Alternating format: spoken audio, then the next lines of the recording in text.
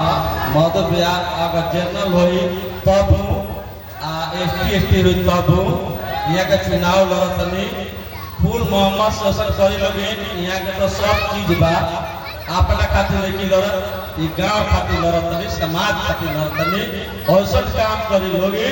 एगो विकास करे लगे कि ऐसा मत दी लोगे कि मैंने अपना वोट से जिता दी लोगे कि लोगों पूछ जाए का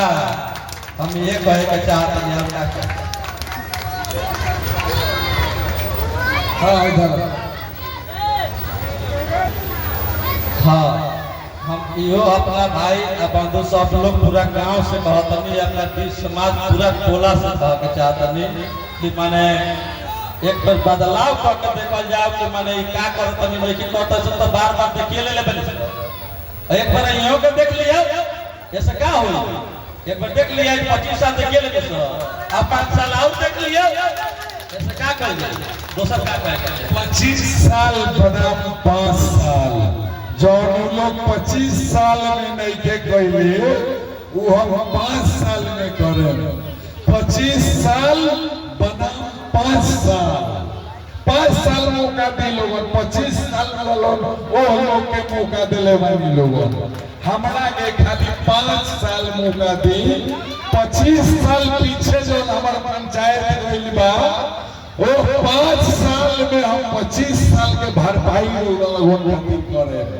राम राज ले आए हम अपना कंता पंचायत आदर्श पंचायत बनाए हम अपना कंता गांव के ई रौदा लोग से वादा बा खाली रौदा उनके आशीर्वाद हमारा चाहे हमारा साहेब राम पर होके के चाहे ऐसे के भी क्लियर नहीं थे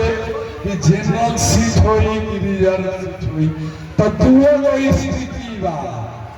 या तो जनरल होई तो जनरल में मधु श्रीवास्तव लड़ी है या हमार पत्नी नीतू श्रीवास्तव लड़ी है अगर रिजर्व हो गई तो हमारे हम ही लड़े हमारा नाम पर साहेब राम लड़ी है हमारे बंगल में जो चेला नौकर मालिक मैनेजर जो लोग सोची हमारे साहेबा बा पूरा हमारे जवार जानता पूरा बनियापुर प्रखंड जानता जिला जानता साहेब के खाली लोगों का आशीर्वाद चाहिए 5 साल दी 25 साल दूसरे के लोग दे दे बिना मतलब के अरे सुफरलाल सेवा कोई होता है रोड़ा लोग क्या बात है और मौका दूसरा को देने लोगों महाराज नदिया के पास सुफरलाल के बेटा के मौका दी लोगों एक बाद हुआ पर देखो का रामराज कहा जोरदार ताली बजनी चाहिए जोरदार ताली आशीर्वाद के रूप में। चलिए हम नदिया के पास फरमाइश संगीत के गीत संगीत का लेकिन उसके बाद होगा एक डांस हो जाए पहले डांस हो जाए रिकॉर्डिंग। हेलो चलिए प्ले कीजिए।